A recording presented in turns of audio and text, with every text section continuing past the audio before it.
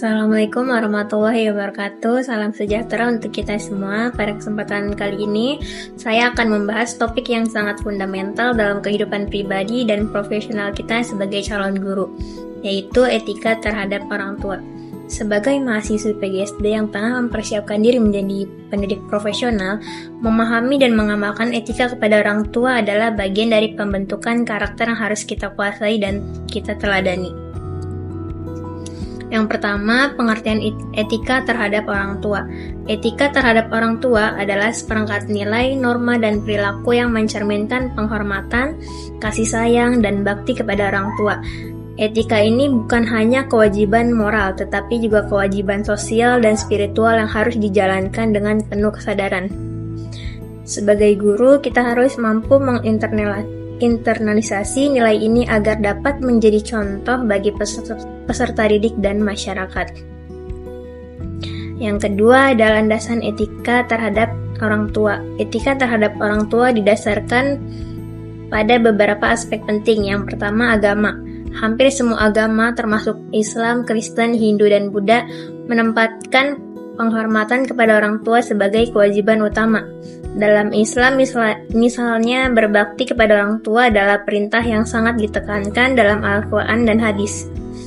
Yang kedua, landasan etika dalam budaya. Dalam budaya Indonesia, konsep hormat kepada orang tua sangat dijunjung tinggi melalui nilai gotong royong dan kekeluargaan.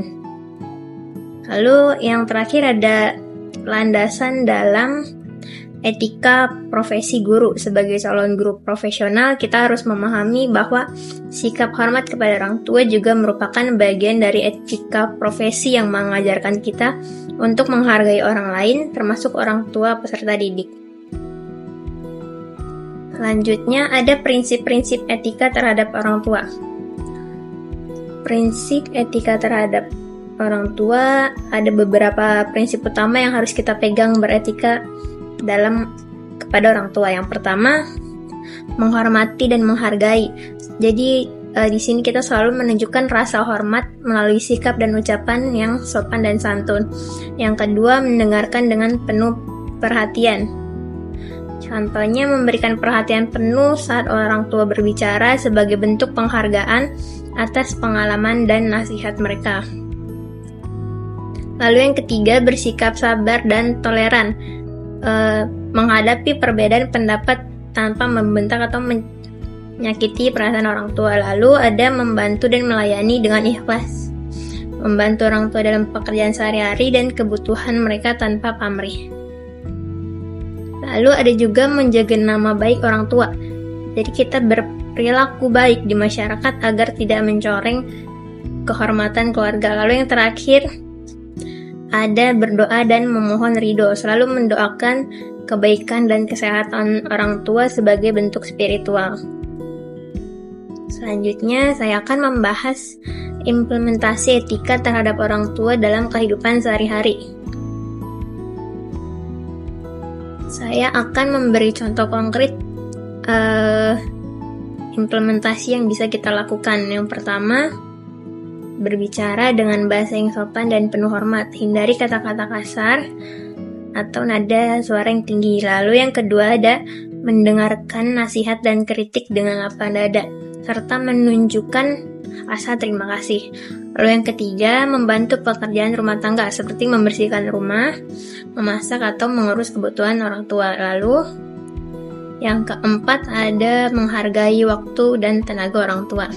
Misalnya dengan tidak membuat mereka khawatir atau kecewa. Lalu ada menjaga komunikasi yang baik, terutama saat tinggal berjauhan, dengan rutin menanyakan atau menghubungi kedua orang tua. Lalu yang terakhir, menjadi teladan yang baik bagi adik-adik dan keluarga besar dalam menghormati orang tua. Selanjutnya, saya akan membahas hubungan etika terhadap orang tua dengan profesi guru.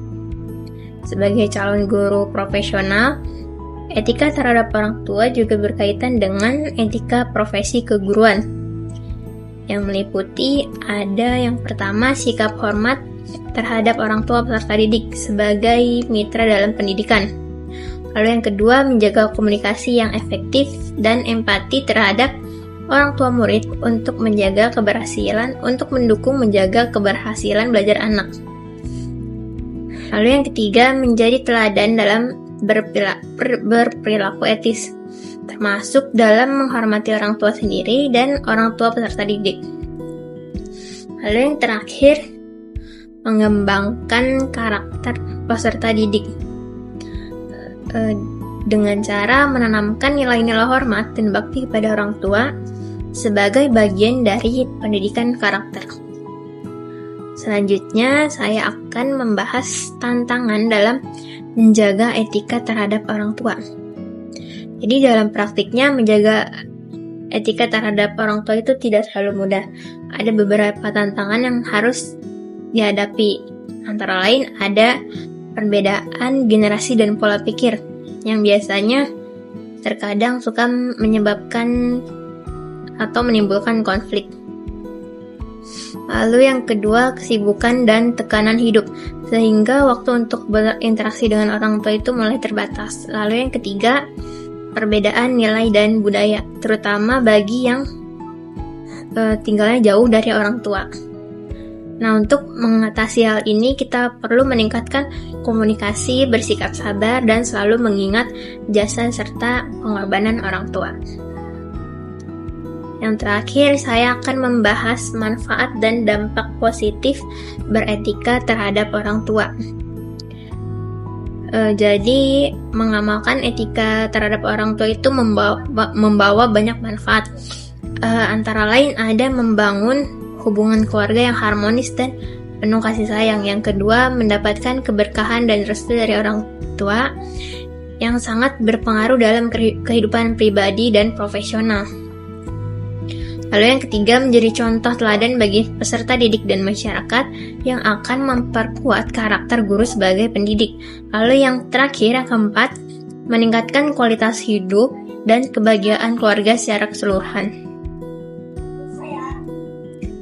Sebagai calon guru profesional, mari kita mulai dari diri sendiri untuk selalu beretika dan berbakti kepada orang tua. Dengan sikap ini, kita tidak hanya membangun karakter pribadi yang kuat, tapi juga mempersiapkan diri sebagai pendidik yang mampu menanamkan nilai-nilai luhur kepada generasi penerus bangsa. Terima kasih telah menyimak video ini, semoga bermanfaat dan menginspirasi kita semua untuk terus berbuat baik kepada orang tua dan masyarakat. Saya Alia Zulfa Ramadanti, pamit undur diri. Terima kasih telah menyimak video ini. Kurang lebihnya mohon maaf. Wassalamualaikum warahmatullahi wabarakatuh.